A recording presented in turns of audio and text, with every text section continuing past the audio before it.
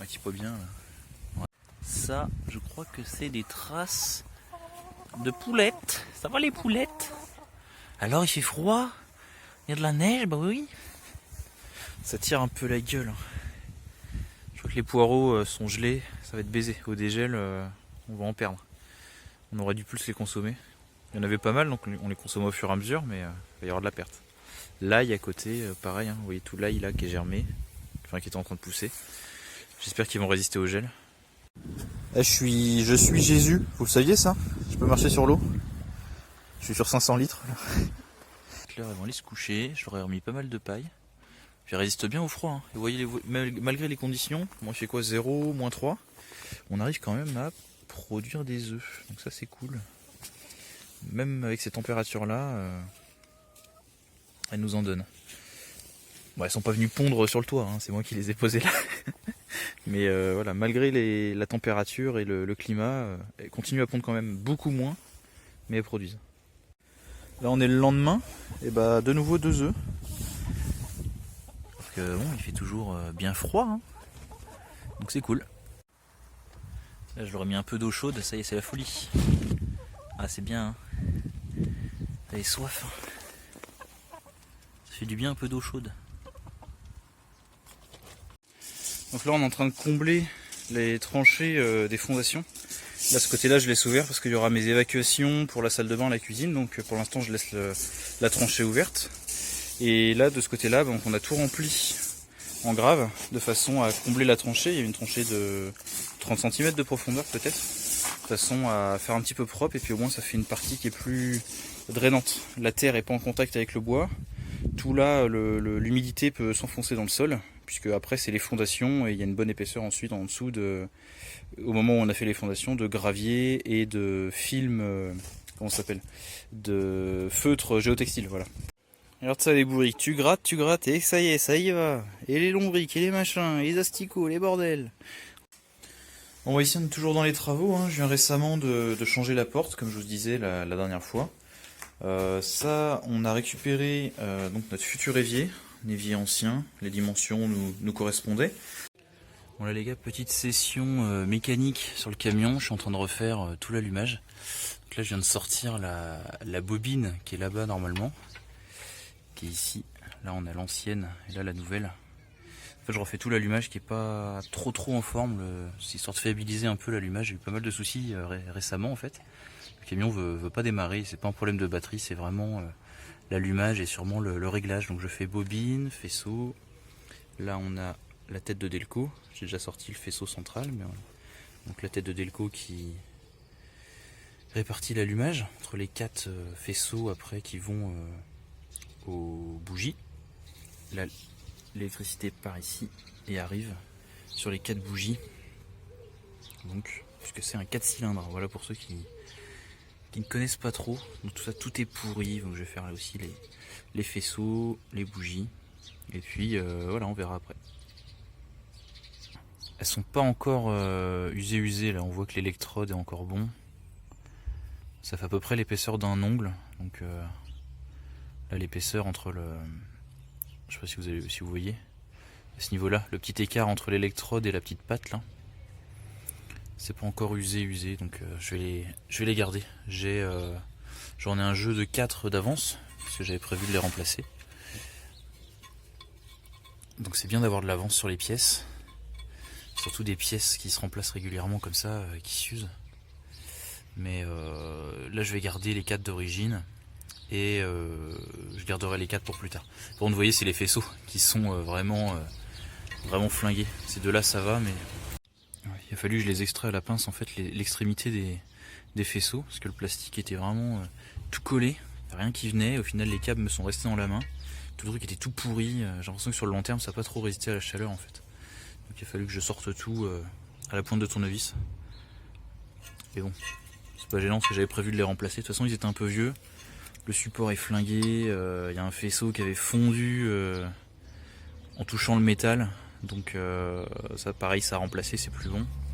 Donc forcément il y avait des pertes il y avait de l'électricité qui sortait par là. C'est le coup à se prendre un coup de jus si on touchait ça avec le moteur en marche. Parce que le câble est dénudé à cet endroit là. Donc voilà, tout remplacé. Donc la tête de Delco, c'est ce système-là par rapport à l'allumage. Vous voyez, les 4 bougies se branchent là-dessus en fait. Et ça, donc c'est ce qu'il y avait avant les systèmes d'allumage électronique. Ça, c'est que mécanique en fait. Au niveau du fonctionnement, on a là, ça c'est la nouvelle que je vais remplacer.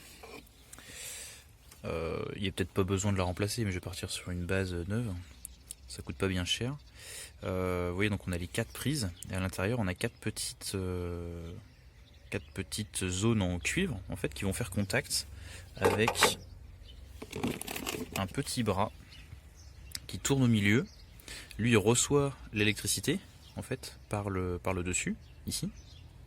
Il tourne et hop, il envoie l'électricité en tournant à chaque bougie et donc à chaque cylindre.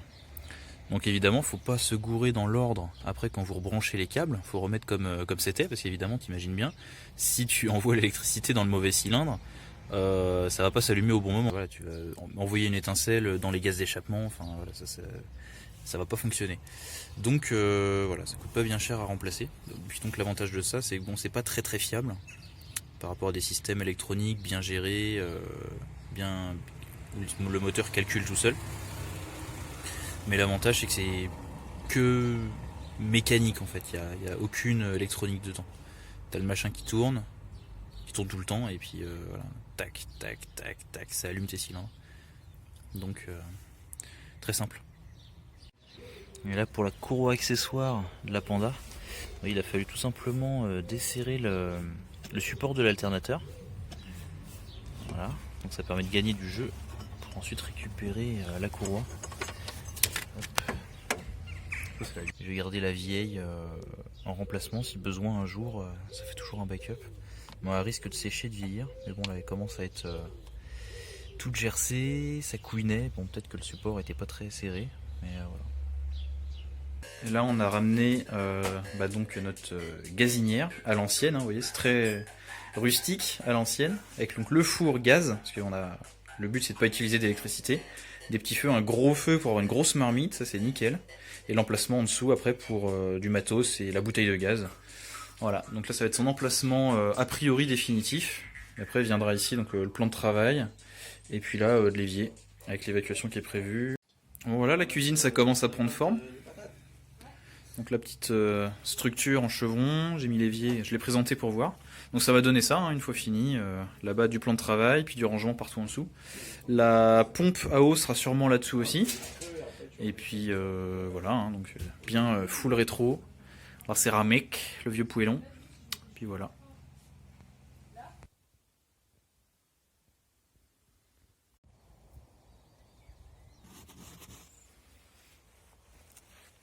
Ah, dis cave les petites cabanes. Dis cave la petite cabane, mon petit cousin. Elles sont-ils pas choucards mes cabanes? Là on a les évacuations de la douche, de la cuisine. Tout sort ensuite. Et là pour la salle de bain, et bien de la même façon, donc vous voyez l'évacuation du bac à douche. Là c'est pas terminé, après ça sera étanchéifié partout, il y aura les parois et tutti quanti. Voilà.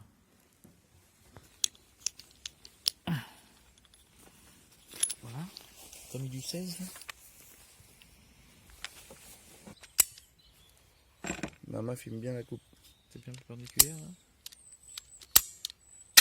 Ah, la beauté. Tiens.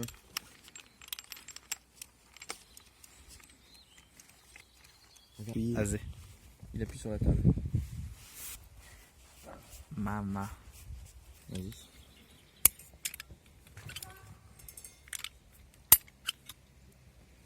Non, là j'ai pas la force.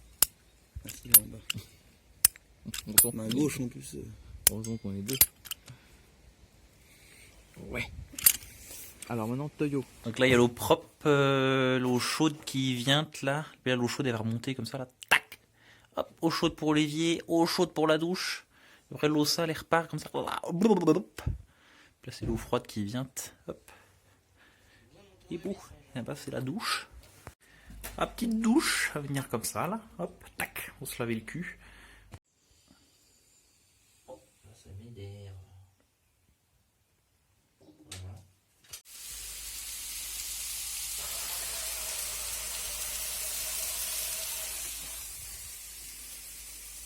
ceux du jardin. Donc aux poules, on peut leur redonner les coquilles d'œufs, hein, mais il faut bien les broyer de façon à ce que, enfin je pense, qu'elles ne reconnaissent pas que ce sont des œufs pour qu'elles n'attaquent pas les leurs ensuite et qu'après on soit obligé de les tuer. Donc on peut leur redonner les coquilles pour qu'elles refassent des coquilles et qu'elles aient suffisamment d'apport en calcium. Mais voilà, il faudra bien les casser en tout petits morceaux, tout petits morceaux, tout petits morceaux. Et donc vous voyez qu'au niveau du schéma, on aura normalement par ici l'alimentation électrique avec donc mes batteries à la place du sac poubelle. Ce qui me permettra d'alimenter à ce niveau-là, probablement, une pompe électrique, donc en 12 volts, pour mettre sous pression tout le réseau.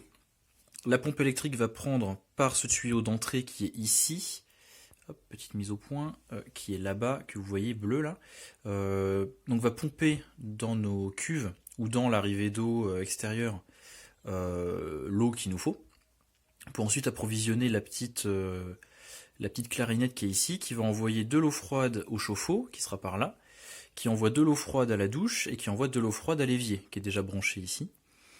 Du chauffe-eau, ensuite va revenir donc l'eau chauffée en instantané, par le câble rouge ici, par le tuyau rouge ici, pour avant de remonter au T qui est là, pour envoyer l'eau chaude à l'évier et à la douche. La salle de bain, donc le bac on a pas mal avancé.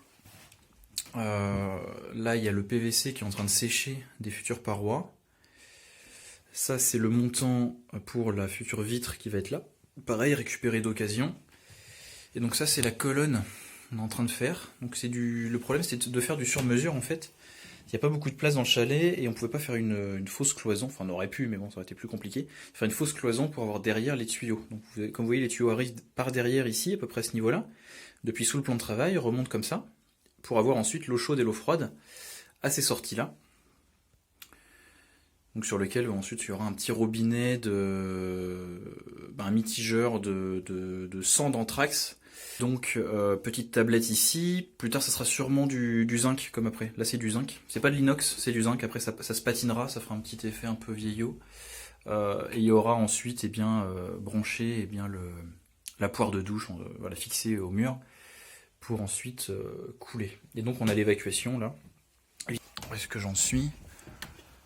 Sous la pente, donc là récemment j'ai fermé là l'image va pas être très belle, il va y avoir un petit peu de grain vu le manque de luminosité, mais donc là j'ai fermé avec des baguettes de façon à bien étanchéifier depuis l'extérieur. Ensuite je ferai un jointage de cette façon à ce que l'étage soit bien étanche. Voilà, sinon les petites fenêtres n'ont pas bougé.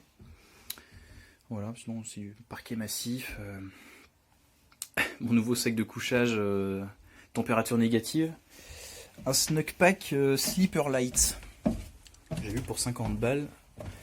Ça va très très bien. Ça marche très bien. Donc là je suis à l'emplacement de la future terrasse. Et là vous voyez les approvisionnements. Ça c'est les approvisionnements isolés en eau froide qui rentrent ensuite dans le chalet pour approvisionner le chalet. Et là vous voyez les évacuations. Donc de la douche et de l'évier qui partent ensuite vers le bassin. Là c'est dans la tranchée, ça sera recouvert par la suite. Voilà pour tout ça. Au départ le plan était d'avoir le chauffe-eau ici à l'extérieur dans un caisson avec le propane. Mais pour l'hiver, dans le but de gagner un petit peu de place à l'intérieur, mais bon pour l'hiver le chauffe-eau n'aurait pas supporté le gel si on est absent par exemple une semaine. Donc c'est plus simple de l'avoir à l'intérieur. Voilà.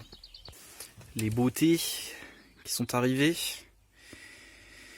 Donc monocristallin 180 watts de l'occasion pour seulement 50 € pièce. Donc monocristallin pour avoir un peu plus de productivité. Ils ont quelques années, mais bon voilà, c'est le prix de l'occasion. Là, le total, 3 panneaux, ça nous sortira du théorique crête plus de 540 watts, ce qui sera suffisant pour nos besoins. Alors, le petit polycristallin typique, c'est les différentes nuances de bleu. C'est ça qui vous permet de les reconnaître facilement. En tout cas sur les anciennes générations. Voilà, donc là 120 watts, 20 €. Puis là j'ai récupéré pas mal de câbles avec du MC4, avec du câble spécial solaire, les prises de terre, un petit peu ce qu'il faut pour l'installation ensuite. Puis là le poêle à bois pas encore installé, ça attendra un petit peu plus tard pour l'hiver prochain. Tout ça c'est l'ail qui a bien levé, bon c'est pas mal, ça avance bien. tard je repiquerai. Là j'avais fait les pommes de terre, mais je remettrai autre chose là au printemps, histoire de faire tourner. Je referai une autre parcelle pour les pommes de terre.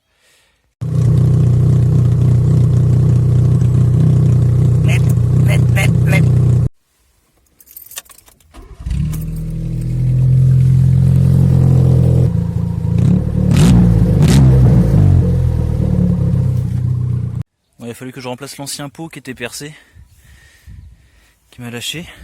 Donc là j'en ai pris un nouveau à la casse que j'ai bien brossé pour enlever la rouille. Il m'a coûté seulement 20 €. L'échappement, enfin le silencieux. J'ai plus qu'à le rabouter là. Et là le nouveau pot, j'en ai chié à le remettre. Je sais pas si vous voyez bien. Ah. Là on a le raccord. Hop. Et le nouveau pot là-bas.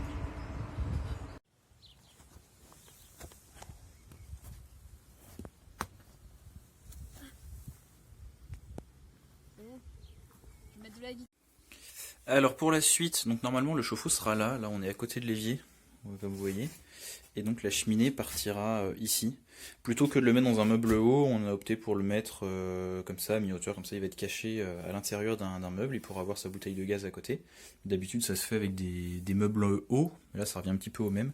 Il va avoir sa cheminée pour l'évacuation des gaz, et en dessous des trappes d'aération pour son aspiration d'air frais. Et voilà, là on voit les conduites d'arrivée d'eau froide et de départ d'eau chaude qui vont ensuite s'installer en dessous. Je sais pas si vous allez bien voir, mais tous les raccords sont prévus, donc voilà, petit chauffe-eau instant. Et ça, la beauté, si c'est pas l'installation de nos campagnes. J'espère que ça va suffire en aération pour le fonctionnement du poêle. De toute façon, il y aura de l'air à l'intérieur aussi, hein. Si c'est pas suffisant, je pourrais refaire des trappes tout le long là pour apporter suffisamment d'air au chauffe-eau. Donc là il va falloir que je réadapte le tiroir. Puis la cheminée ensuite arrivera ici, donc c'est pas très beau, je sais, c'est pas fini, on va refermer là, tout là, en suivant les petits carreaux, et puis refaire un meuble, donc là avec un faux tiroir où en fait il y aura la cheminée, et un vrai tiroir où il y aura de la bouine, et après des étagères pour la cuisine. Voilà, pour mettre des bocaux et des sacs avec des produits en vrac, tels des gros hipsters. Voilà. Et donc le petit carrelage à l'ancienne de sa grand-mère. Puis là, il va falloir que je refasse un petit joint qui va bien. Le meuble est découpé en dessous. Hop, mise au point. C'est pas beau. Hop. C'est découpé pour le... Bon, vous aurez vu quoi. L'eau chaude, l'eau froide, et puis le tuyau de gaz aussi va arriver par là. Donc voilà, un petit coup de scie sauteuse qui va bien. C'est une affaire qui roule. Voilà, donc là je viens de finir de poser la gouttière, comme vous voyez, dans le but d'approvisionner les cuves. Chaque gouttière va avoir sa cuve de 1000 litres, donc avec les deux côtés ça va nous faire 2000 litres normalement en stock pour approvisionner en eau non potable le chalet, donc pour la douche et l'évier. Voilà. Un petit zinc sur le toit, voilà, pour protéger, il me reste encore là à couvrir. Pour pas qu'il pleuve à l'intérieur, hein, bien sûr. La petite mangeoire à poules, ça j'ai piqué l'idée chez Stéphane de la Clé des Champs, qui l'a piqué à quelqu'un d'autre. Donc Stéphane, tu m'en voudras pas. Donc petite mangeoire en PVC qui est censée être donc anti-gaspillage, puisque avec les autres mangeoires, les poules vont gratter dedans, mettre du grain partout par terre. Là au moins avec ça, vous voyez, le grain coule au fur et à mesure, arrive à hauteur de tête. Et là elles peuvent ensuite mettre la tête dans la goulotte et picorer tranquillement. Donc je vais vous montrer comment j'ai fabriqué ça. Alors j'ai commencé par faire un socle. Là c'est une petite bûchette, voilà, que j'ai vissée sur une planchette. Petite bûchette au bon diamètre. Là l'ajustement est assez serré, donc juste en pinçant le PVC de chaque côté, je vais pouvoir l'emboîter. Et ensuite naturellement avec l'élasticité ça va être très très serré. J'ai déjà essayé, là ça bouge pas du tout. Et au moins si besoin je pourrais démonter pour vider l'intérieur, nettoyer ou autre, une fois de temps en temps. Donc voilà, ça va être la base avec donc la nourriture qui va arriver par ici. Ah, donc là je vais pouvoir coller les morceaux. Donc pour ça il faut poncer de chaque côté avant d'appliquer la colle. En haut ici il y aura un petit bouchon. Donc là je suis en train de coller. Là-bas c'est un réducteur de 80 à 50 de mémoire. Et donc là je suis en train de coller le petit bouchon qui va permettre de voir combien il reste de grains. Ce bouchon là lui il sera simplement pareil emboîté en force. Normalement il ne devrait pas pleuvoir à l'intérieur. Sinon je rajouterai un petit joint ou une feuille plastique avant d'emboîter le bouchon. Et donc hop, vous voyez, une fois emboîté avec le petit bouchon à vis, voilà. Donc l'ensemble sera bien fermé, protégé. Voilà, j'ai mis en place pour un essai, j'ai approvisionné devant elles pour qu'elles comprennent, et elles ont compris directement comment prendre la nourriture. Bon, elles ont dû voir ou sentir le grain ici de disponible à l'intérieur. Donc là au moins c'est chacune son tour, plus de bagarre, plus de gaspillage. Enfin, plus de bagarre c'est pas dit, il y en a peut-être une qui va dégager l'autre pour se servir. Mais au moins voilà, elles mangent à leur faim et elles arrêtent de gratter dedans et d'en foutre partout par terre, comme c'était le cas jusqu'à maintenant avec l'autre mangeoire. Donc ça, et en plus on peut le réapprovisionner depuis l'extérieur du parc sans que j'ai à rentrer à l'intérieur. Voilà. Donc super, bah écoute, ça marche bien. Un petit setup solaire en attendant l'installation des vrais panneaux. Mais ça tient avec des tendeurs comme ça bouge pas du tout avec le vent. Puis sur ce panneau là, on a 2 sorties en USB pour charger les powerbanks, les portables, les lampes. Donc ça suffit pour l'instant. Donc la madame a bâti des petites jardinières qui vont venir ensuite à mi-hauteur en fait sur la façade. Ce sera pour mettre ses fleurs dedans, mais vous pouvez faire un petit peu le même système pour des carrés potagers. Là c'est que de la planche de récup. Elle a fait un petit truc joli avec la peinture qu'on avait. Donc voilà. Voilà, ça donne ça, là une fois en hauteur. Donc elle mettra à pousser des plantes tombantes pour faire beau. Donc le petit liner à l'intérieur, c'est tout simplement du sac de terreau retourné, agrafé. Ça va faire parfaitement le travail pour la récup, pas besoin d'acheter des trucs spécifiques. Le terreau, donc un petit mélange de terreau basique avec du terreau horticole on va dire. Et puis voilà.